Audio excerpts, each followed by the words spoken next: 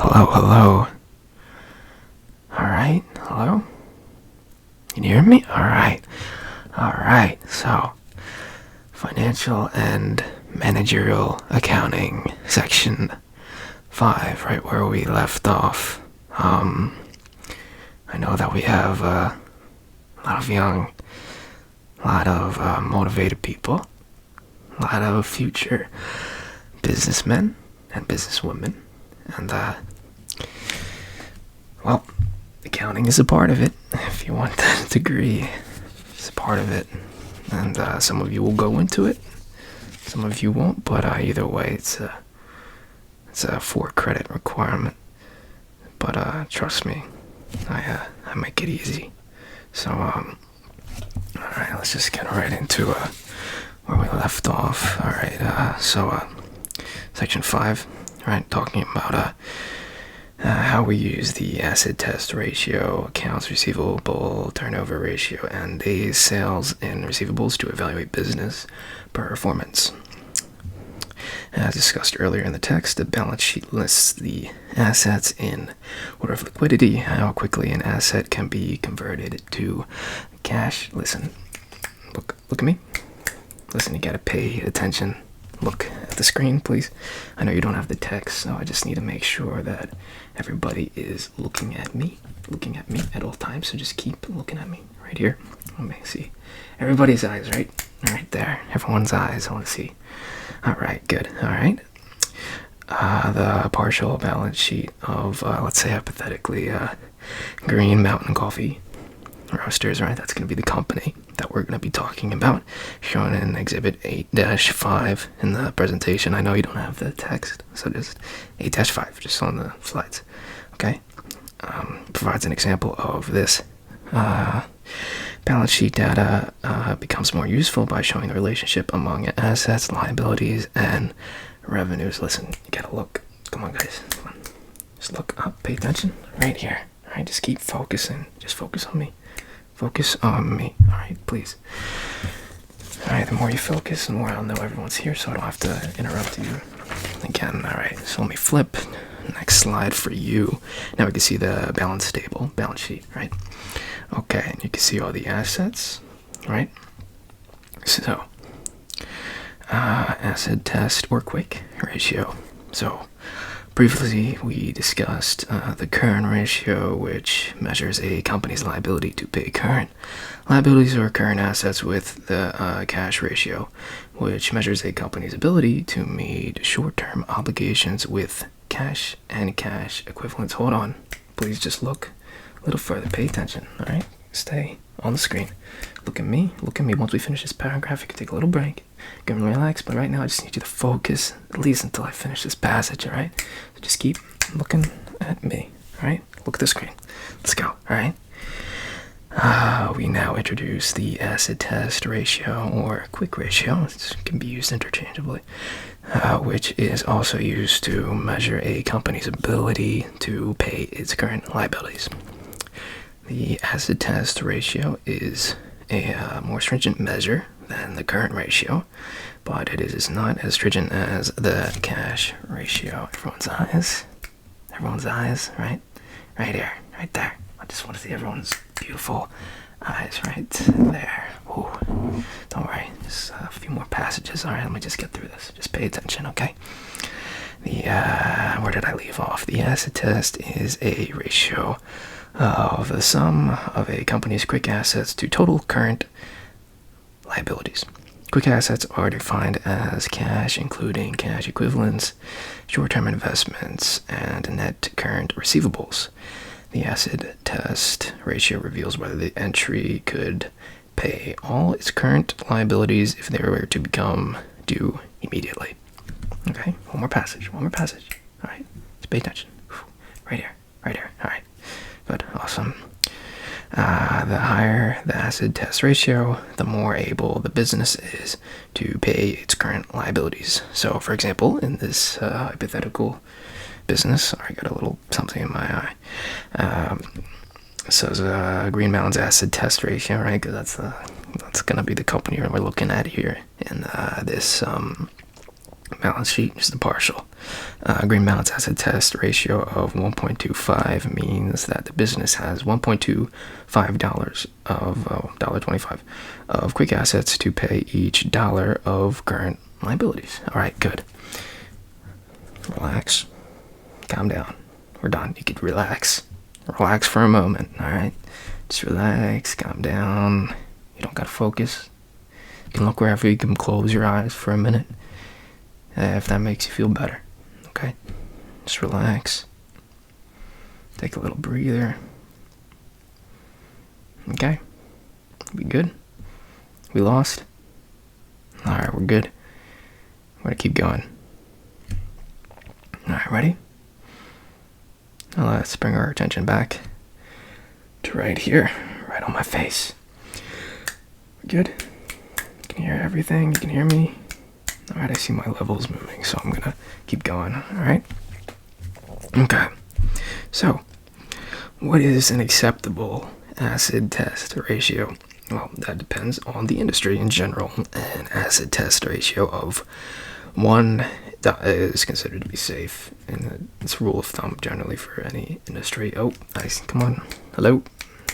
Look at me, focus. And I see some wandering eyes, so let's just all... Yep, right here in this section. Just look at me. Alright, we're good. Alright.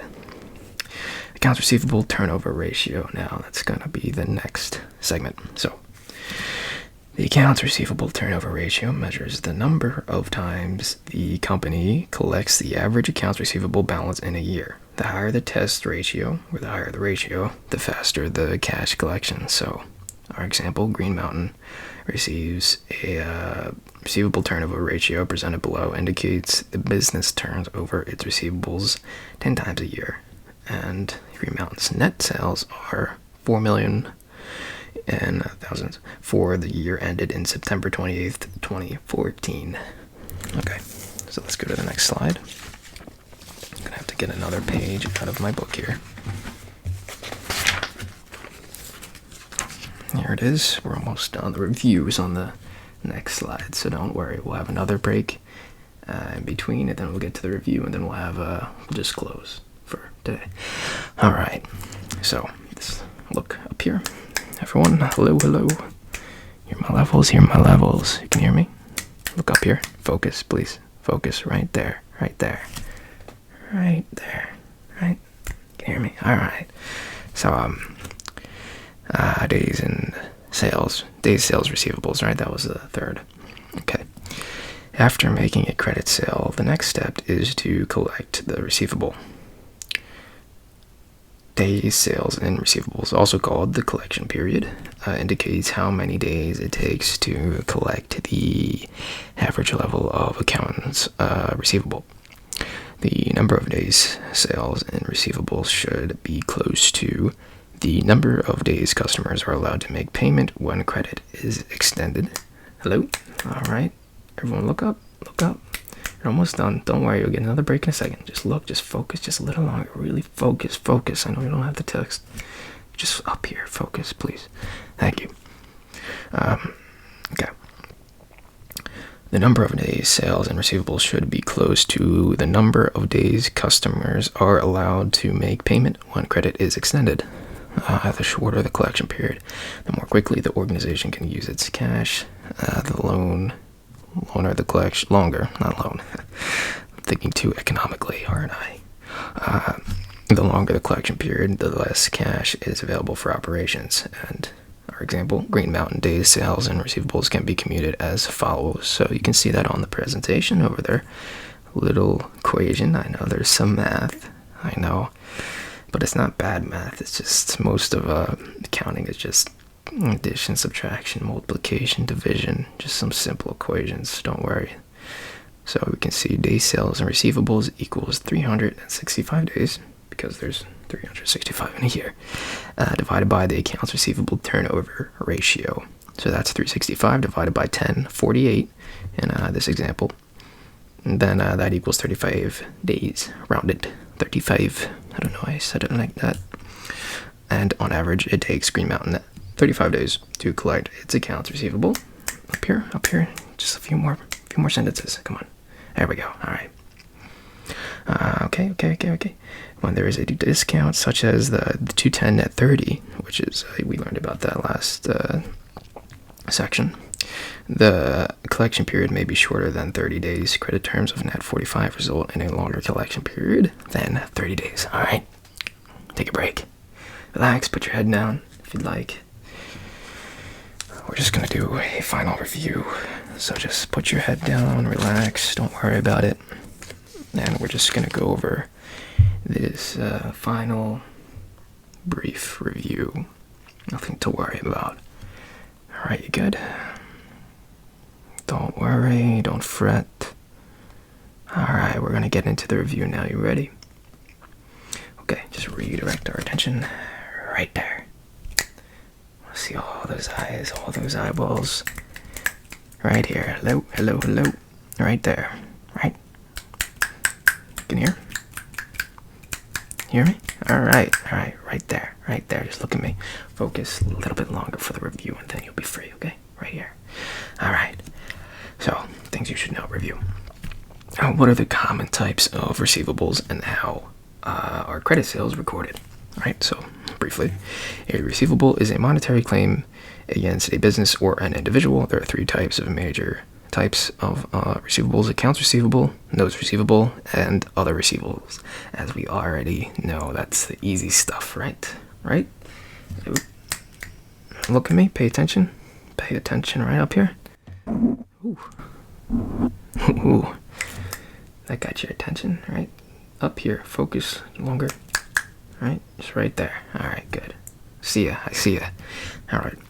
A critical component of internal control over receivables is the separation of cash handling and cash accounting duties. And lastly, as a way to receive cash before receivables are collected, businesses can factor or pledge their receivables, which we also talked about last chapter. So number 2. How are uncollectibles accounted for when using the direct write-off method? Okay. Writing off uncollectible accounts when using the direct write-off method involves a debt to bad debt expense and a credit to accounts receivable. Recovery of accounts previously written off is recorded by reversing the write-off entry and then recording an entry to receive the cash. And the direct write-off method violates the matching principle and is not the method required by GAAP. And by GAAP I mean GAAP. What does that stand for? Come on. That was like day 1. GAA. Alright. Come on. You gotta focus. Everyone's gotta focus. I don't want to make this longer. Alright, come on. Up here. We're on the final one, okay? Just focus for one last passage right up here.